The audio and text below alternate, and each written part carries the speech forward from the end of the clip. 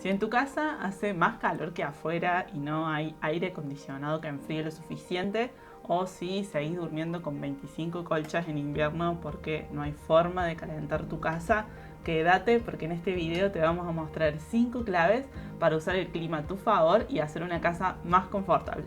Somos Santi y Belu, dos arquivistas, o sea, Arquitontos. Somos Santi y Belu de Copora, arquivistas, es decir, arquitectos de profesión y activistas de corazón, y este proyecto se trata de crear comunidades más sostenibles, construyendo de manera más consciente y compartiendo desde nuestra experiencia hábitos más sustentables. Este video te va a servir mucho si estás queriendo construir tu casa, pero si ya la tenés hecha, también te va a servir para mejorar las condiciones de vida en el interior. Y además, quédate porque si sos un profesional de la construcción, vamos a darte muchos tips súper útiles para que los puedas aplicar a tus diseños. Quizás escuchaste hablar de la arquitectura bioclimática, quizás no. Pero en fin, se trata de diseñar con el clima, teniendo en cuenta las condiciones climáticas propias de cada una de las regiones para incorporarlas a un diseño y así sacarles el mejor provecho y crear unas condiciones de vida perfectas para las personas. Porque no es lo mismo construir esta casa en Mar del Plata o en El Bolsón o en Tilcara. Son lugares nada que ver, con climas totalmente distintos y sin embargo hay un montón de casas, un montón de construcciones que parece que son tal cual sacadas de Europa, de Estados Unidos, de cualquier lado y puestas así con materiales distintos, con sistemas totalmente distintos que no están pensados para el clima de esa región y que al final repercuten en dolor de cabeza, en estos malestares y en facturas eternas de luz, de gas, de todo. Entonces, arrancamos con el primero, que sería la temperatura, que va a variar en función de la zona climática en la que nos encontremos. Por ejemplo, si estamos en un clima cálido, en un clima frío, en un clima templado. Pero dentro de esto hay dos puntos importantes. El primero es la variación de temperatura a lo largo del año. Esto quiere decir que en verano haga calor y que en invierno haga frío. Yo sé que parece una pavada, pero en algunos lugares es diferente. O es todo el año verano o es todo el año invierno, hace mucho frío durante todo el año. El segundo punto importante es la amplitud térmica, que esto se suele dar en zonas como muy elevadas, tipo los desiertos de Atacama o en las zonas montañosas o rurales, en donde durante el día hay un clima normal, espléndido, caluroso incluso, pero durante la noche, cuando se va el sol, baja muchísimo la temperatura y obviamente ahí tenemos una variación diaria. Entonces, quizás se estén preguntando cuál es la temperatura ideal a la que tiene que estar mi casa, si es verdad que tengo que mantener el aire 18, pero igual me muero de calor porque hace mucho calor. Bueno, vamos a ver. Porque el señor Víctor Olguiay nos regaló hace un tiempo un gráfico llamado La Zona de Confort, que les vamos a mostrar ahora y en el que nos dice en qué temperatura y qué humedad son las ideales para estar lo más pancho posible y tranquilo. Bueno, básicamente lo que nos cuenta el gráfico de Don Víctor es, por un lado, tiene las variaciones de temperatura y por el otro, acá abajo, muestra las variaciones de humedad. Todo este sector sombreado es la bendita zona de confort, que está más o menos, dependiendo del clima y de cada persona, entre los 27 grados y esta línea de los 21 grados centígrados. Pero esto depende un montón de la humedad en el ambiente. Entre más o menos los 17, 20% de humedad y los 75, 80% de humedad, estamos bien. Ya después, vamos a poner otro color. Ya después, si hay menos de 20% de humedad, el ambiente ya está muy seco. Y si hay demasiada humedad, más del 70%, ese ambiente empieza a estar demasiado húmedo y nos empezamos a sofocar. Por eso, si ven, en esta parte hace como una pancita, que quiere decir que a mayor humedad relativa en el ambiente, menor tiene que ser esa temperatura para que nosotros sigamos en nuestra zona de confort. Entonces, básicamente, toda esta zona por acá, más de 27 grados ya tenemos calor y menos de 20-21 grados ya tenemos frío. Bien, Belu, todo bien con el gráfico del confort, pero ¿cómo hacemos para controlar la temperatura interior? Ah, qué sé yo. Nada, depende del clima de nuestra zona. Para zonas cálidas lo que tenemos que hacer es protegernos de esa radiación solar directa. Y esto lo hacemos mediante aleros, mediante parasoles, pérgolas o incluso la vegetación. También podemos usar aislación térmica, no solo en paredes, sino también en el techo, que al final es la parte de nuestra casa que más sol recibe durante todo el día. Otra cosa que podemos hacer es utilizar pinturas pero de color claro, tanto en frentes, en fachadas o en los techos. Y también tenemos que tener muy en cuenta la ventilación fluida en nuestra casa, para que ese aire caliente, viciado, pueda salir y renovarse por uno nuevo, fresco. Después, para las zonas frías, lo que tenemos que hacer es aprovecharnos de esa radiación solar para ganar calor para cuando más lo necesitemos. Por ejemplo, lo podemos hacer mediante la inercia térmica, que consiste en acumular en muros, pisos y techos toda esa energía del sol para después liberarla durante la noche, que es cuando más lo necesitamos. También hay que tener en cuenta protegernos de los vientos fríos, que nos van a hacer perder el calor que estamos generando en el interior. Generalmente se utilizan estos espacios de transición, que son espacios entre el exterior, que está muy frío, y el interior, que ya está calentito. Nos van a ayudar a no perder ese calor interior. Y un detalle importante que hay que tener en cuenta es el de las aberturas, porque todo bien con hacer esos super paños fijos gigantes de vidrio, pero hay que tener en cuenta que por ahí también se escapa mucho del calor que nosotros generamos en el interior de la casa. Pero esto lo podemos solucionar con cortinas que evitan que ese calor se vaya hacia el exterior o con vidrios de doble y triple capa. Y después, para las zonas especiales que tienen mucha amplitud térmica, esto quiere decir que durante el día hace mucho calor y durante la noche hace mucho frío, se utiliza la inercia térmica, que seguramente habrán visto estos grandes muros gruesos, ya sea de tierra, de adobe o de piedra, que lo que hacen es acumular toda esa energía durante el día y la liberan de manera muy lenta durante la noche. Así podemos estar calentitos en el interior. El segundo factor a tener en cuenta es la humedad. Café, la humedad, andar y reunión. No sé qué más. Yo no me sé la canción. Bueno, la humedad es el vapor de agua constante en la atmósfera y repercute directamente en nuestro confort. Como le mostrábamos en el gráfico de Don Víctor, que a más porcentaje de humedad, menor es la temperatura que podemos tolerar. Entonces, si los ambientes de nuestra casa están constantemente húmedos y esa humedad está estancada, se puede generar lo que se llama condensación. Es decir, que ese vapor de agua que está ahí flotando en el aire choca con una superficie fría y pasa al estado líquido, y es ahí donde chorrea, como nos pasa en el auto cuando estamos manejando la ruta y se nos empaña todo y no vemos nada. El problema es que esta condensación tiene efectos negativos. Por ejemplo, prolifera mucho la generación de hongos y de moho, tanto en las ventanas como en cualquier superficie vidriada, además del vaho en todas las superficies de vidrio, la generación también de malos olores en el interior de la vivienda, incluso la imposibilidad o la dificultad de calentar la vivienda durante el día. Es muy difícil cuando hay mucha humedad.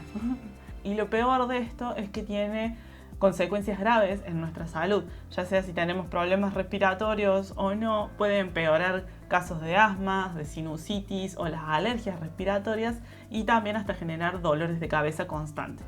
Y quizás se estén preguntando, chicos, ¿cómo hago? Vivo en un clima súper húmedo. ¿Qué hago? ¿Qué hago?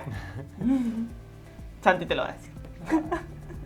Bueno, lo primero siempre es la ventilación, que nosotros siempre recomendamos que sea una ventilación cruzada, porque al final es la más económica, es la más barata y se incorpora de una en el diseño. Tenemos que hacerlo 5 a 10 minutos al día, no importa que haga frío, es muy importante porque va a ayudar a que no se genere la condensación y que los ambientes también sean más saludables. Y además podemos usar ventanas con un buen aislamiento térmico. Esto lo que va a hacer es evitar que ese vidrio esté frío, entonces no se va a generar la condensación. Y en el último de los casos, un último recurso que podemos utilizar son aparatos electrónicos como los aire acondicionados, que también nos ayudan a controlar la humedad de los ambientes, o los deshumidificadores, que es un poco más específico y que también los podemos instalar en lugares muy húmedos como la cocina o el baño. Y otra cosa muy importante para que tu casa sea más saludable es que te suscribas a este canal y actives la campanita, para que de esa manera YouTube te avise cada vez que subimos un video y vos puedas aplicarlo a tu casa, a tus construcciones, a tu diseño o a lo que sea. El tercer factor a tener en cuenta son los vientos, que dependiendo de la zona en la que te encuentres, esto puede ser un gran problema o una gran solución. Dentro de las casas saludables es necesario que tengamos una calidad del aire óptima. Y si nosotros sabemos leer bien los vientos y cómo los podríamos usar a nuestro favor, nos vamos a ahorrar un montón de dolores de cabeza. Y si no, pregúntale a la gente de Río Gallegos, una de las localidades más ventosas del mundo en la que todos los días tenemos ráfagas de 50 km por hora. Imagínate. Anda a tender la ropa ahí. No, increíble. Y ahora yo te pregunto a vos, ¿cómo hacemos para aprovechar los vientos? Yo creo que habría que estudiar un poquito más la situación. Correcto. Hay que estudiar muy bien los vientos para saber las direcciones que tienen, si son del sureste, del noreste, lo que sea, para saber hacia dónde orientar mi casa. Y también hay que tener en cuenta si esos vientos son cálidos, son fríos, si son húmedos o secos, para ver si me sirven o no. Por ejemplo, acá en Argentina, generalmente los vientos del norte son los más cálidos y secos y los vientos del sur son los más fríos y húmedos. Claro, sabiendo eso, por ejemplo, si nosotros nos encontramos en una zona cálida, lo que tenemos que hacer es protegernos de esos vientos calurosos, pero aprovechar los vientos frescos y fríos para ventilar nuestra vivienda. Y sobre todo te tenés que proteger del viento norte, que no sé si a ustedes, sus abuelas o sus mamás le dicen que el viento norte trae dolor de cabeza. ¿Te duele la cabeza? Viento norte. Viento norte. Es un problema. Eso. Pero, por el contrario, si vivimos en una zona fría, lo que tenemos que hacer es protegernos de los vientos helados, pero aprovechar los vientos cálidos para poder refrescar nuestra vivienda sin perder el calor que generamos en el interior. Y un caso especial es el de las zonas muy ventosas, como la Patagonia Argentina o las zonas costeras, donde el viento es constante. En ese caso, lo que podemos hacer es generar barreras, ya sean vegetales o artificiales, para proteger la casa de esas ráfagas que están todo el tiempo ahí. El cuarto factor que influye en el confort de nuestra vivienda son las lluvias o precipitaciones. Y este es un tema muy importante al momento de diseñar nuestras construcciones. Tenemos que tener en cuenta tres factores. El primero, las épocas de lluvias en nuestra zona. Si es que llueve durante todo el año, o si no llueve casi nada y son muy pocos los días que llueve, o si tengo épocas, por ejemplo, en verano llueve más que en invierno, para yo saber cuándo aprovecharlas. En segundo lugar, tengo que saber la cantidad de esas precipitaciones, es decir, los milímetros anuales que caen en mi zona, para yo saber con qué volumen de agua cuento. Y en tercer lugar, tengo que fijarme muy bien el terreno en el que estoy. Si estoy en una colina elevada o estoy en el valle donde toda esa agua confluye, si mi zona es inundable o si el terreno en el que estoy es plano o tiene alguna inclinación hacia algún lado. Una vez que tenemos toda esta información, podemos saber en qué época del año podemos acumular el agua para usarla después cuando haya sequía, en qué momento es necesario proteger o qué partes de la casa tenemos que proteger de las lluvias constantes para no tener problemas de filtraciones hacia el interior de la vivienda, y si es necesario tratar las aguas dentro de nuestro terreno para que no tengamos algún inconveniente. Ahora les vamos a mostrar unos ejemplos para que vean cómo se solucionan estos problemas en distintas partes del mundo. La primera es esta vivienda social en México, que como verán tiene dos techos. Uno primero que es plano con su aislación térmica correspondiente, pero tiene la particularidad de que encima tiene un segundo techo que es de chapa y que no tiene la inclinación común hacia afuera, sino que lo hace hacia el centro de la vivienda con el objetivo de acumular el agua de lluvia. Además, fíjense cómo este doble techo genera unos aleros que proyectan sombras sobre ciertas fachadas de la casa. Después tenemos este segundo ejemplo, que es el refugio Guaira, y que se hizo en Ecuador, una zona muy húmeda y de lluvias constantes, que la particularidad que tiene es que fusionaron el techo y las paredes para que sea una sola cosa. Y esto está buenísimo porque logran ahorrarse un montón de problemas a la hora de prevenir las lluvias. No se tienen que preocupar por las aislaciones, por las protecciones o por el mantenimiento de las paredes, porque las paredes son el techo y el techo son las paredes. Por último, les traemos la casa Bete al sur de Chile, donde en vez de haber lluvias hay nieve, que al final es una variante muy importante. Como ven, la cubierta de esta casa es de una chapa lisa, bastante inclinada, para nada recta, con la idea de que la nieve no se estanque y que pueda fluir tranquilamente. Además, fíjense el detalle de que tanto la cubierta como las paredes y las aberturas de la casa están pintadas de negro. Y esto es para aprovechar al máximo los rayos que llegan del sol.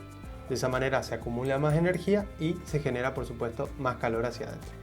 El quinto factor a tener en cuenta es el asoleamiento. Y bien, llegamos al final de este video y ahora vamos a hablar del asoleamiento, o la manera de analizar el recorrido del sol, que si no sabían va variando dependiendo de dos factores. Primero, el lugar en donde te encuentres. No es lo mismo estar en el hemisferio norte que en el hemisferio sur. Y segundo, va variando según las estaciones del año. Por ejemplo, en verano se habrán dado cuenta que los días son más largos y que en invierno los días son más cortos. Y esto se debe a la variación del sol. Si sabemos el recorrido del sol, podemos orientar las distintas ventanas de nuestra casa favoreciendo el ingreso de luz, obviamente dependiendo de nuestro clima. Claro, por ejemplo, podemos usar distintos tipos de parasoles para controlar el ingreso de la luz directa del sol en nuestra casa, porque no es lo mismo el sol de mediodía del verano que del invierno. Seguramente en verano no querramos que entre nada de sol en nuestra casa para mantenerla lo más fresca posible, pero en invierno sí nos gustaría que entre un rayito de sol y nos caliente. Y lo que podemos hacer en zonas frías es hacer uso de superficies vidriadas controladas que nos generen el efecto invernadero y que nos calienten los ambientes de manera natural. La verdad es que nos quedan muchísimas cosas más que hablar sobre el sol, pero si las desarrollamos todas en este video nos va a quedar demasiado largo. Eterno. Es por eso que si te gustó el tema y quieres profundizar, puedes ir a ver este video que te dejamos acá, donde vamos a hablar específicamente del sol y las orientaciones. Y estas fueron las 5 claves para usar el clima a tu favor y tener una vivienda súper confortable, calentita y estar como Don Víctor en su zona de confort. Si te gustó el video, podés dejar tu like y también te invitamos a suscribirte para que veas estas hermosas caras más seguido.